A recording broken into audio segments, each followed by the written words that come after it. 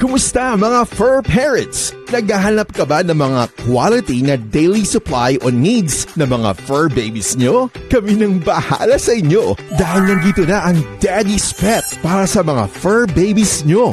Ang pinaka-quality at pinaka-affordable pet supplies and services in town. We offer all kinds of pet supplies and all kinds of services like pet grooming, pet boarding, pet rehoming, and many more. And of course, andyan na rin ang pet gifts for your special someone. Hatid rin namin ang mga mababait na staff para sa mga fur babies nyo, kaya naman we ensure na safe at comfortable ang mga fur babies nyo. So what are you waiting for, mga ka-fur parents? Daddy's Pet. Affordable na presyo para sa mataas na standard na serbisyo. Visit us now! Welcome to Daddy's Pet Talk. Ikaw at ang pet mo ang bida. Ma'am, magandang araw po sa inyo, ma'am. Magandang araw po. Ma'am, pwede nyo bang ipakilala sa atin ang inyong sarili at ang inyong pet? Hello po sa lahat. Ako po si Bianca Anyago, 26 years old po, taga-Qatar. Ito naman po ay si Toffee. Siya po ay magdadalawang taon na po bukas. Birthday na bukas. Happy birthday, Toffee! Si Toffee ay kagugroom lang niya. At talagang sabi ko kay mama, interview kita dahil birthday ni Toffee. Ikuwento mo or ibida mo sa ating mga ka-pet talk si Toffee, mama. Ma'am, paano kayo pinagtagpo ni Toffee? Si Toffee po ay nagdala po siya sa akin ng boyfriend ko noong Pasko, New Year. Ma'am, paano mo nakuha yung pangalan ni Toffee? Saan mo nakuha yan? Coffee po. Yung kape. K-O-F-I. Pumasok lang po siya sa isip ko, mukha siyang coffee. Tapos yung kulay niya kasi, lalo na nung una namin siyang nakuha, ano siya, black, white, tsaka brown. So mga kulay ng kape. Tapos parehas po kami nung boyfriend ko, mahilig po kami magkape. Kaya, ayun. Kaya nadamay si Toffee naman. Ma'am, ilang buwan napunta sa inyo, ma'am, si Toffee? Ano po? Ilang buwan? Ilang buwan? Ilang buwan niyo siya nakuha? Magti 3 months. 3 months? Magti 3 months siya. Kumbaga talagang papim-papi, ma'am. Ma'am Bianca, maaari mo bang i-share yung struggles niyo kay Toffee, yung mga first month niya sa inyo or 2 months po, ma'am? Ayun, si Coffee po ang una kong dog talaga. Pero meron naman ako yung dog before. Pero siya yung unang, siyempre siya yung unang dog na masasabi ko yung akin talaga. So, siyempre yung gastos, gano'n, tsaka as a first time na per mom, nag-a-adjust din ako para kung kailan ko sa paliguan, yung mga gano'n. Opo. At kung anong mga tricks yung tuturo ko sa kanya, mga gano'n. Siyempre medyo mahirap din kasi medyo time consuming siya. Ano ako, nag-work ako yun. Pero okay naman, ang bait-bait ni Coffee. Halos wala kami talagang problema. Yung gastos lang talaga, yun talaga yung nakakapalibago. Kaya nga. Mabait talaga si Toffee, ma'am. Proven yan dahil ako gumabait yan eh. Tahimik lang yan. Nonchalant yan, ma'am eh. Nonchalant talaga to. Pero sabi mo nga kanina, kinuwento mo sa'yo, medyo magulo yung pag nasa inyo. Ma'am, si Toffee po ba, mapili mo siya sa pagkain? Ay, mapili po siya sa pagkain. Pero ang favorite niya, yung talagang hindi niya mahihindian, yung lengua. Sarap. Oo, at saka Dentasticks. Napakahilig niya sa Dentasticks. May one time na may sakit siya, tapos parang syempre nalalata, ayaw kumain. Pero kailangan talaga kumain. Dentasticks na yung kinakain niya. Yung favorite niya yan. Lagi ko siyang binibigyan pag after ko siyang paliguan. Ma'am, paano mo naman binabudget ang pera niyo pagdating sa mga pangangailangan ni Toffee, ma'am? Sa budget naman, may kahati ng yung boyfriend ko, hati kami sa mga gastos kay Toffee. Ano ba? Ang ginagastos lang naman namin yung food niya, tapos yun nga, yung mga treats, Dentasticks, tsaka itong monthly na grooming, yun. Bihira naman siyang magkasakit. Parang twice pa lang siya nagkasakit. Ayun. Ma'am, anong favorite banding nyo ni Topi, ma'am, pag kayo magkasama po? Ano ba? Wala, nakahiga lang kami. Tapos, ano ba? Ano ang banding natin, Topi Boy? Nanonood lang kami ng Bluey. Yung cartoon na, nabasa ko kasi na ano siya, yung colors ng cartoon na Bluey. Parang yun yung colors lang na nakikita nila. So yun, ano siya, pag nanonood kami, invested siya dun. Tapos, ano kasi siya, mahilig siya sa touch ng tao. So pag, ayan, like, yung kanina nung ginagrupo natin, di ba? Parang kalmado siya pag, pag hawak mo siya. Tapos yun, pag, kunyari, nasa kama kami, nakahiga, hindi ko mamalayan, tulog na pala. Humihilig to, malakas humilig to. Ayun. Ang masarap kay Topi kasi, yung kanina, bago tayo magsimula ng interview, naka-sit siya. Tapos titignan niya yung paligid, lalo na sa labas. Ina-observe niya, ma'am. Ngayon, nung umiga siya, parang nakita niya, okay, kalmado. Yan ang masarap sa mga pets, ma'am eh. Very nga siya, di ba kanina tingin siya ng tingin sa labas. Very observant siya. Kasi pag weekend, inuuwi ko siya sa Kainta, sa bahay ng parents ko. Tapos yun, kahit sa kotse, kalmado lang siya. Tapos tingin siya sa tingin siya sa labas.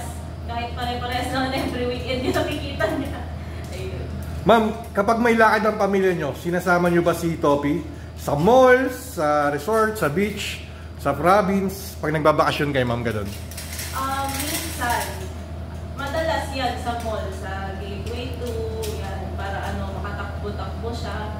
Pero sa beach, once pa lang namin siya nadala sa Zambales. Ayun, sobrang, nagulat din kami noon. Kasi di ba medyo matagal po ang biyahe sa Zambales. Mga 6 hours ba, mga gano'n. Parang dulo kasi yung pinuntahan namin. Pero sobrang behave niya sa kotse. Tapos pagdating doon, sobrang behave din niya. Na-enjoy lang siya maglakad-lakad doon. Tapos may dipping pool noon eh. Yung tiniya namin na resort. Yun, swimming lang siya. Ayun. Ma'am, sa pamilya nyo, may tinatawag kasing alpha. Yung sinusunod nyo, ma'am, halimbawa, lahat kayo nakaupo, tapos bigla yung malayo siya, sabay-sabay kayong tatawagin si Topi. Sino yung mga sinusunod niya talaga, yung alpha niya? Ako masasabi kong ako naman. Ikaw talaga, ma'am? Oo. Ginawa na namin yun pero kami lang nung boyfriend ko. Yung iniwan namin siya, tapos tumakbo kami ng opposite ways. Ayun, ilang mga 3 beses ata namin ginawa. Sakit na lang siya pupunta. Tsaka kahit pag nasa bahay kami, ayan, susunod siya kahit saan ako pumunta, kahit sa banyo, babantayan dun sa labas. Ma'am Bianca, ano naman po yung mga bagay na nagbago sa buhay nyo simula nang dumating si Topi sa inyo, ma'am?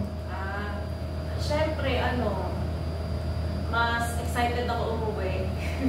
Kasi alam kong nag-aantay siya. Ayun, tsaka siyempre, kahit mahilig kasi ako mag-travel. So, madalas parang 4 days, parang overnight pa nga lang. Namimiss ko na siya, nakikipag-video call ako sa parents ko pag nandun siya or kaya sa boyfriend ko. Yung sobrang namimiss ko siya. Yung kumbaga parang may anak na talaga ako na gusto ko na umuwi. Hindi katulad dati na parang madaling araw, pag inuman, yung mga gano'n, tapos yung travel, gano'n. Tsaka maraming times din na pag malungkot ako, umiiyak ako, sobrang siya yung lalapit siya, aamuin niya ako, gano'n, tapos parang didilahan niya yung luha ko, gano'n. Tapos yun, siya yung nagpapakalma din sa akin talaga. Nitong month lang, parang medyo may problema ako na grabe yung iyak ko, kumbaga yung iyak na yung hindi ka na medyo makahinga. Tapos lumapit siya. Tapos, ayun, doon ako nakalma. Tapos nakatulog na ako. Usually, sa paa ako siya natutulog. Pero nung time na yun, tinabihan niya talaga ako. Yung parang pinanonood niya ako kung makakatulog na ba ako, gano'n. Ayun. Yun yung masarap sa mga gaya ni Topi, ma'am eh. Na, alam mo yung, talagang, dahil sa pagmamahal mong binibigay sa kanya, kunyari, 100% na binibigay mo, sa kanya, 10 times eh, 1,000% na binibigay niya, na pati yung nararamdaman natin, alam nila eh. Kumbaga, talagang ramdam na ramdam nila. Kaya nandyan talaga sila para sa atin. Kaya sa mga kapetok natin na gusto rin magkapet, naku po, subukan nyo. Iba talaga, tulad kay ma'am, di ba? Na ang kwento nyo nga po is dati hanggang madaling araw kayo. Pero ngayon, dahil namimiss si Topi, parang, kunyari, sample, isang bote lang ako ng Sunlight Light, uwi na ako. Pero dati, 7, 6, di ba? Ngayon, iba na eh. Kasi yung binibigay sa inyo ni Topi, ma'am, talagang pure eh. Pure love, wholeheartedly pa eh. Diba? Yan, napakasarap talaga, ma'am. Yung kahit walang salita, yung gawa niya, naramdam mo talaga na mahal ka niya, na kung malungkot ka, parang mas malungkot pa siya, so parang, ayun. Ma'am, ito ma'am. Kasi 5 to 10 years from now, si Topi, 7 years old na or 12 years old. Ma'am, anong message na gusto mong sabihin kay Topi, ma'am? Kasi, ito, whatever happens, yung sabi nga, ma'am, to, ano to eh, 4 keeps na to, tapos, pwede nyo panoorin dalawa ni Topi to, diba? Kahit araw-araw, oras-oras, pwede mong balikan to, lalo na pag namimiss mo siya, or nag-out of town ka, namimiss mo, pwede mong manood to eh, kahit nasa. Anong message mo, ma'am, kay Topi po? Siyempre, Topi.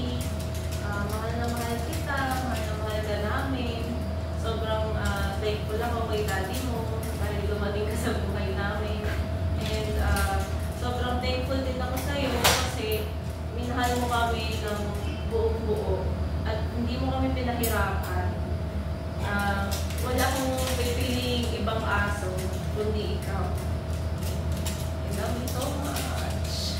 Siyempre, happy birthday rin kay Topi. Happy birthday! Eto, ma'am, nagbigay ka ng message, ma'am. Ano naman po ang mapapromise mo kay Kopi, ma'am?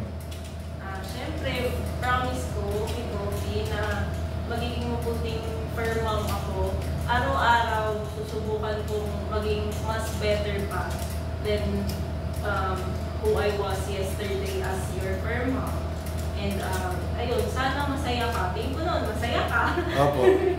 Sa amin. And gagawin namin lahat para magbigay namin yung mga siyempre yung mga kailangan mo and beyond that yung mga gusto mo para maging very, very happy daw ka. Ma'am, sa ating mga kapetok na nanonood, na gusto maging first time pet owners or fur parents, ma'am, anong pwede mong ma-advise sa kanila para meron silang mga idea? Ayun, siyempre, lahat tayo nakukutan sa mga aso, sa mga pusa, ganyan. Ang first thing na kailangan muna natin tandaan is kung kaya ba natin silang buhayin, kaya ba natin silang alagaan. Kasi, kawawa, kumbaga, pag inampun natin sila, tayo yung may responsibility na alagaan sila. So, kawawa naman sila pag di sila naaalagaan. So, yun yung unang kailangan natin i-keep in mind. Dapat meron tayong, syempre, funds and oras para alagaan sila. Pero, despite that, na yung mga sacrifices na yun, tungkol sa time and sa money, sobrang worth it mag-alaga ng aso or ng pusa, ng pets. Kasi pag, yun nga, kagaya ng sabi ni Sir, pag binigyan mo sila ng pagmamahal, parang times 10 pa yung pagmamahal na ibigay talaga nila sa'yo. Kaya, grabe, masarap talaga mag-alaga. Diba, may kinikwento ko sa'yo kanina yung rabbit nga, di ba? Talagang all pets, kahit ano pang uri or anong breed ng Aspin, may breed. Iba-iba talaga yan. Ang bibigay lang sa inyo pure love. Walang halong pag-iimbot or anong talagang mamahalin ka niyan, ma'am eh. Ma'am, ako po, nagpapasalamat ako. Taas kamay po ako sa iyo, ma'am, na Tinaunlakan mo tong interview with the birthday boy Coffee. Dahil birthday niya bukas, October 25. Maraming salamat po and Godspeed always, ma'am. Ma'am Bianca, pwede ka po mag-shoutout. Baka may gusto kang i-shoutout dyan. Shoutout po sa tatay ni Coffee na nagdala sa amin together. Kay Melbert Alindaugan. Hi, Daddy! And kay Lolo and Lola, ang parents ni Mom and ni Daddy. Hi! Ma'am, sa mga manonood ng Daddy's Pet Talk, please like, share, and comment, and subscribe kung nagustuhan nyo yung interview natin kay Papi Coffee, the birthday boy. Baka kayo naman ang susunod na ma-interview sa Daddy's Pet Talk. Ma'am, dito, kahit di naman mo kayo magpa-grooming, magpa-pet boarding, o bumili, pero gusto nyong ibida ma'am yung pet nyo, talagang i-interview ko kahit sino pang mag-walk-in dito. Dahil para sa akin, sa Daddy's Pet Talk, Ma'am Bianca at si birthday boy Coffee, kayo ang bida rito. Ma'am, maraming salamat po. Thank you po, mama. Thank you po.